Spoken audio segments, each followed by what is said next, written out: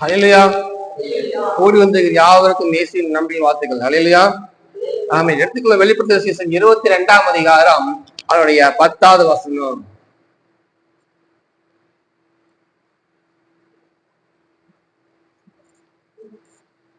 வெளிப்படுத்தின விசேஷம் 22ஆம் அதிகாரம் அதனுடைய 10வது வசனம். இன்னும் அவர் என்னை நோக்கி 22:10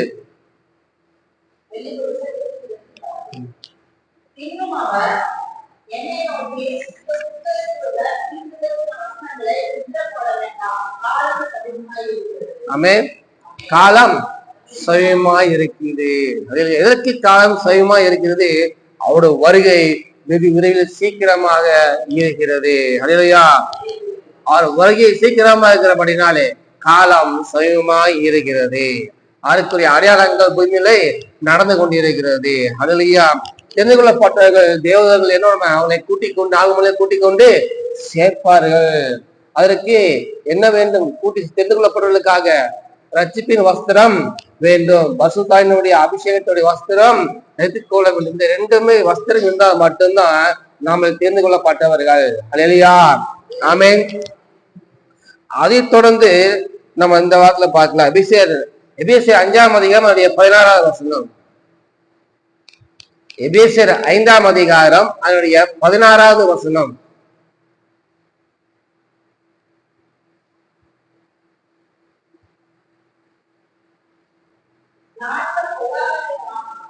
நாட்கள் கொள்ளாதபடியால் காலத்தை பிரயோஜனப்படுத்திக் கொள்ளுங்கள். ஹல்லேலூயா.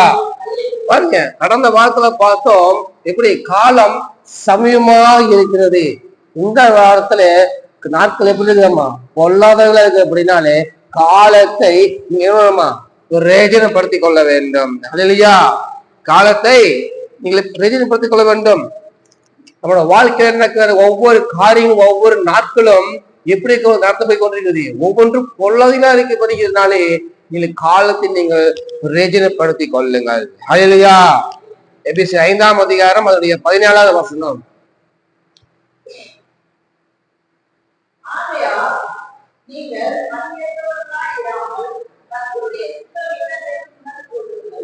நாட்கள் பொல்லா இருக்கிறபடினால காலத்தை எப்படி பண்ணணுமா? பிரயோஜனப்படுத்திக் கொள்ளுங்கள். ஆமா, கர்த்தருடைய சித்தம் இன்னதென்று உணர்ந்து கொள்ளுங்கள். நம்ம கொடுக்கப்பட்ட நாட்கள் காலங்கள் எல்லாம் வீணாய் கொண்டு போய் இருக்கிறது. அதை எதற்கு பிரயோஜனப்படுத்தும் என்று நம்ம உணர்ந்து கொள்ள வேண்டும். உணர்வு இல்லாமல் நம்ம என்ன பண்றாங்க? நம்ம உணர்வு இல்லாமல் இருக்கிறாங்க. தேவனுடைய சித்தம் என்னது என்று நீங்க உணர்ந்து கொள்ள வேண்டும். ஹல்லேலூயா. எபேசியர் 5ஆம் அதிகாரம் அதனுடைய 10வது வசனம். கர்த்தருக்கு இன்னதென்று சோதித்து பார்க்கணும். கர்த்தருக்கு எது பிரியும் என்று என்னமா சோதித்து பார்க்க வேண்டும். நம்ம செய்யறது தப்பா சரியா, கர்த்தருக்கு பிடிக்குமா பிடிக்காது என்று என்னமா நம்ம சோதித்து பார்த்து உணர்ந்து கொள்ள வேண்டும். இல்லையா? ஆமா, அதனாலதான் நாட்கள் பொல்லாததா இருக்குது. இந்த கடைசி காலத்துல கர்த்தவாதிகள் எல்லா அடையாளமும் பூமி நடந்து கொண்டே இருக்கிறது. பஞ்சங்கள், யுத்தங்கள், போராட்டம், வன்முறை எல்லாம் நடந்து கொண்டே இருக்கிறது. நாட்கள் பொல்லதா இருந்துச்சு. இந்த நேரத்துல நம்ம காலத்தை பிரயோஜனப்படுத்திக் கொள்ள வேண்டும். நாட்கள் பொல்லாததா இருக்கிறபடினாலே நம்ம காலத்தை பிரயோஜனப்படுத்திக் கொள்ள வேண்டும், உணர்ந்து கொள்ள வேண்டும். உணர்வு இல்லாமல் இருக்கக்கூடாது. ஏன் இப்ப நடக்குது? கர்த்தர் வருக அதி சீக்கிரமாக இருக்கிறது. அப்படினாலே நம்ம காலத்தை நம்ம பிரயோஜனப்படுத்திக் கொள்ள வேண்டும். எபேசியர் 5ஆம் அதிகாரம் அதனுடைய 11வது வசனம்.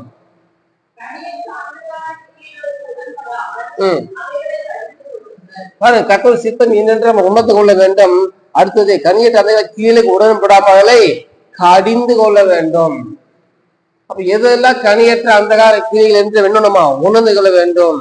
அவைகளுக்கு வேணுமா கடிந்து கொள்ள வேண்டும். கடிந்து கொள்ள வேண்டும். பாருங்க, ஒரு நாய்க்குட்டி அப்படியே பேர் வந்துட்டே இருக்கும். நம்ம பின்னாடி எதுவுமே பார்க்காம இருந்தா என்ன நாய்க்குட்டி வந்துட்டே இருக்கும். நம்ம என்னமா சுசுன்னு சொல்லுவோம். நாய்க்குட்டி போகவே போகாது. பாத்துக்கீங்களா? வந்துட்டே இருக்கு. எங்க ரோடு பக்கம் வந்துடும், அப்படியே வந்துரு. ஆனா ஆமா அப்படியே கடிந்து ரொம்ப ஓவரா கடிந்து கொள்ளும் போது திரும்பி போயிடும். அப்ப நாட்கள் பொல்லாதான் இருக்கிறபடினாலே எல்லா அந்தகாரி கிரியைகளுக்கு உடன்பட்டு போகக்கூடாது. அவனை கடிந்து கொள்ள வேண்டும். அப்படி கடிந்து கொள்ளப்படும் போதுதான் அது நம்ம விட்டு விலகி போகும். நாட்கள் எப்படி இருக்கிறது? பொல்லாததா இருக்கிறபடினால அந்த காரியத்துக்கு உடன்படாமல் அவைகளை நாம் கடிந்து கொள்ள வேண்டும். ஹல்லேலூயா. எபேசியர் 5ஆம் அதிகாரம் அதனுடைய 14வது வசனம். இருங்க, இதெல்லாம் நடந்து கொண்டிருக்கிறது, அடையாளங்கள் உண்மை வந்து கொண்டிருக்கிறது. ஆனபடியால் ஆதலால் தூங்குகிற நீ விழித்து மரித்தோர் விட்டு எழுந்திரு, அப்பொழுது கிறிஸ்து உன்னை பாருங்க. நம்ம என்ன பண்ணிருக்கிறோம்? அதுல வந்து தூங்குகிற நீ என்னமா விழித்து, ரெண்டாவது என்னது? மருத்துவரை விட்டு எழுந்துரு. அல்லையா? எல்லாரும் உணர்வு இல்லாமல் மறுத்து போயிருக்கிறதான காலங்கள் இல்லாம இருக்கிறோம். அவங்கள போல நீ என்ன மறுச்சு போயிருக்கிறாத, கர்த்தர் வார்த்தையை கேட்க கூடாதபடி, கர்த்தர் வசனத்தை கை கொள்ளாதபடி, கர்த்தர் உடன்படிக்கை கை கொள்ளாதபடி மறுச்சு போயிருக்கிற நீ, தூங்கி இருக்கிற நீ எழுந்துரு. நாட்கள் பொல்லாதைகளா இருக்கிறபடினாலே நீ உணர்வு அடைந்து காலத்தை பிரச்சனை கொள்ளும்படியாக நீ தூக்கத்தை விட்டு தூங்குகிற நீ எழுந்துரு. இந்த பூமி என்ன நடக்குன்னு தெரியவே தெரியாது. என்ன பண்றோம்? தூங்கி கொண்டே இருக்கிறோம். அதை விட்டு நீ எழுந்து இந்த பூமி என்ன நடக்குன்னு பாருங்க. கர்த்தர் வருகை மிகவும் சமீபமா இருக்கிறது. நாட்கள் பொல்லாத இருக்கிறபடினாலே, உணர்வு இல்லாதபடினாலே தூங்கி கொண்டிருக்கிற நாம் தூங்கி எழுந்து பதிவு இல்லையா? தூங்குற நீ எழும்ப வேண்டும். மரித்தோரை விட்டு எழுந்துரு. மரித்தோரை விட்டு தேவனை அறியாத ஜனங்கள் அவர்களோட சேர்ந்து இருக்கிற காவலை விட்டு என்னணுமா எழுந்து வா. மரித்தோட சேர்ந்து நீ மரித்து போக வேண்டாம். அப்படிப்பட்ட சூழ்நிலை நீ எழுந்து வர வேண்டும்.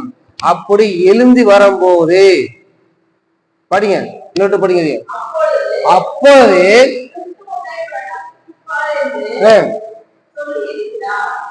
ரகசிப்பார் என்று அவரு சொல்லியிருக்கிறார். அவர் சொல்லியிருக்கிறார். அப்ப என்ன பண்ணுவோமா? தூங்குறதான காலங்களை எழுந்திருக்க வேண்டும். மருத்துவர் விட்டு நம்ம எழுந்திருக்க வேண்டும். எபேசியர் 6ஆம் அதிகாரம் அதனுடைய 10வது வசனம் பாருங்க. என்ன சொல்றாங்க? கடைசியாக இந்த பூமியில கடைசியாக, கடைசி நேரம், கடைசி நாட்கள், கடைசி மணி துளிகள், கடைசியாக என் சகோதரரே கர்த்தரிலும் பாருங்க, கடைசியாக கர்த்தருடைய சத்துவத்தை வல்லமையிலும் நீங்கள் பலப்படணும். ஏன் பலப்படணும்? இந்த கடைசி நாட்கள் இல்ல, நாட்கள் பொல்லாததா இருக்கிறபடினாலே ஏன் அவர் சொல்றாரு? கர்த்தருடைய சத்துவத்தில் வல்லமை நீங்கள் பலப்படணும் என்று சொல்லுகிறார். படிங்க, 11 படிங்க. நீங்கள் பிசாசின் தந்திரங்களோடு எதிர்த்து நிற்க ஆகும்படி சர்வ வர்க்கத்தையும் தரித்து கொள்ளுங்கள். கடைசியாக அந்த கடைசிய நாட்களிலே நீங்கள் பிசாசின் தகவல் எதிர்த்து நிற்க திராணி உள்ளாகும்படி கர்த்தருடைய சர்வ வர்க்கத்தை நீங்கள் தரித்து கொள்ள வேண்டும். பாருங்க, நம்ம தரித்து கொள்ள வேண்டும். கடைசி காலம் பிசாசு தந்திரங்களோடு எதிர்த்து நிற்பதற்கு கர்த்தருடைய சர்வ வர்க்கத்தை நம்ம தரித்து கொள்ள வேண்டும். ஏனென்றால் படிங்க 12. ஏனெனில் மாம்சத்தோடும் ரத்தத்தோடும் அல்ல, துரைத்தனங்களோடும் அதிகாரங்களோடும்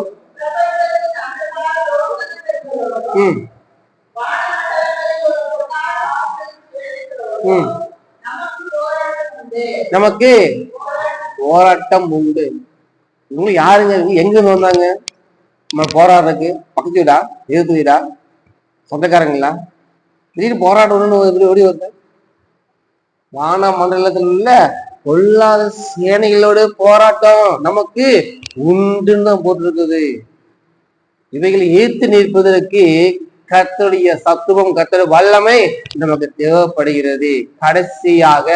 கடைசி நாட்களிலே நாம் எதிர்த்து நிற்பதற்கு கர்த்தருடைய சத்துவம், கர்த்தருடைய வல்லமை நமக்கு தேவைப்படுகிறது. அதுல நீங்க என்ன பண்ணுங்க, பலப்படுங்க. இல்லையா? ஏதோ வந்த போனோம், சாப்பிட்டோம், தூங்கணும், போனோம், அப்படி இல்லை.